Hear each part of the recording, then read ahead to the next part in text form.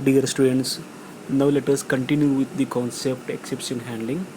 Now let us see the keywords through, throws, finally. Those are very important as per your examination point of view. He may ask the question, explain throw keyword with an example, or explain throws keyword with an example, explain finally keyword with an example. All are most important in view of your examination point. Now let us see throw. I already explained throw keyword is used to create an exception manually. It is used to explicitly throw an exception. The thing is that you have to create an exception, okay, that is going to be handled by the catch statement. You have been catching exceptions that are thrown by the Java runtime system. It is possible for your program to throw an exception explicitly using the throw statement. The thing is that we can able to create an exception manually or ourselves. The syntax for to create an exception manually is throw new throwable instance. Throw is the keyword, new is the operator for memory allocation, throwable instance, the thing is the name of the exception. For example, throw new arithmetic exception. In this parenthesis you can pass any message that is going to print on the console. Some points those are very important to remember in view of the throw keyword. Throwable instance must be an object of type throwable or subclasses of the throwable. Throwable is the superclass, and any instance of any exception that we are going to create is a subclass of the throwable class. All the exceptions are the subclasses of the throwable superclass. The flow of execution stops immediately after throw statements. Any subsequent statements are not executed. When the your program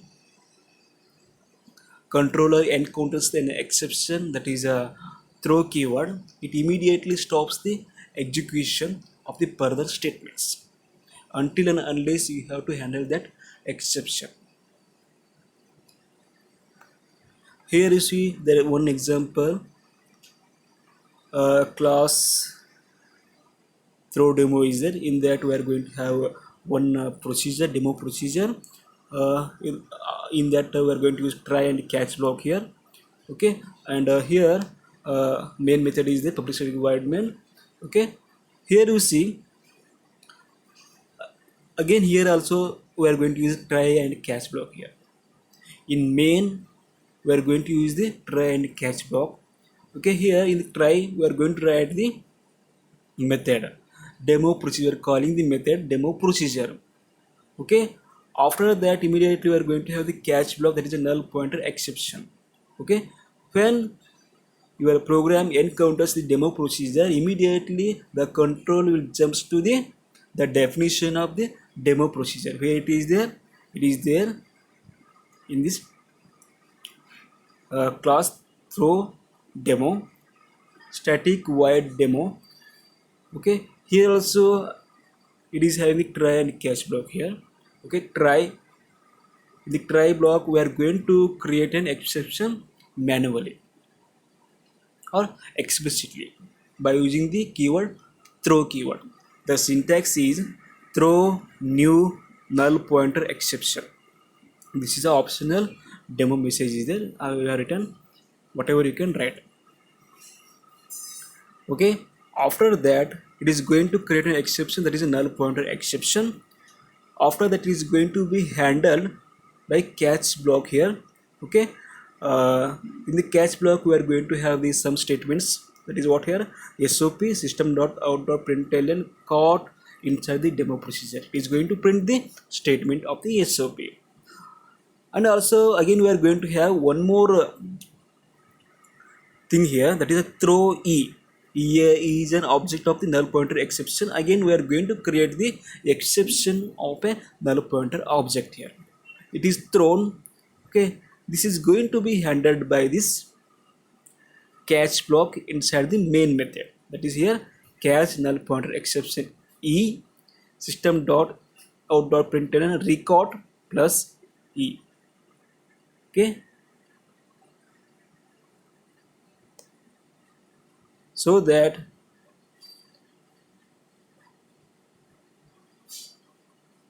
this is a explanation of the throw keyword. Now let us see the throws keyword. If a method is capable of causing an exception that it does not handle, it must specify this behavior so that callers of the method can handle the exceptions. The thing is that if a method is incapable of handling the exception, then caller of that method should handle the exception. So that the syntax for this one is like this here: type, return type of the method, method name, parameter list, throws, and the type of the exception which is occurred in that method here. And this is the body of the method here. Now let us see with an example here. Here you see this is a example uh, class name. Here that is after that method is there. In that we are having the static void throw one throws illegal access exception, means you are trying to access the unspecified file or another file. In that method we are going to have system.out.println statement inside throw one, and in that method we are going to create an exception manually, that is a throw new illegal access exception. Okay, it is going to create the exception inside the method, but we are not handling the exception here, where we are handling in the main method, so that this method will throws the exception outside of this method. Then it comes to the main catch block. Here it is there. This catch block is going to handle the exceptions which has occurred in that method. Okay, this is with respect to the throws block. Then last one is the finary block. The code within finary block always executes whether or not exception has occurred. The thing is that whatever the code which you are writing inside the finary block is going to execute this irrespective of any exceptions. Finally creates a block of code that will be executed after a try catch block has completed and before the code following the try catch block. Finally block will execute whether or not exception is thrown. Irrespective of any exception, the finally block will get executed. Okay, and finally is optional. You can use finally block or you may not use finally block. That is that is left to you. Each try statement requires at least one catch or finally block. If you are using a try block, then after immediate try block, you should have the catch block to handle the exception which has occurred in the try block, or else you can use the finally block. Try block at least it must should have the catch block or the finally block, but the finally block is optional here. Yes, that's it, students.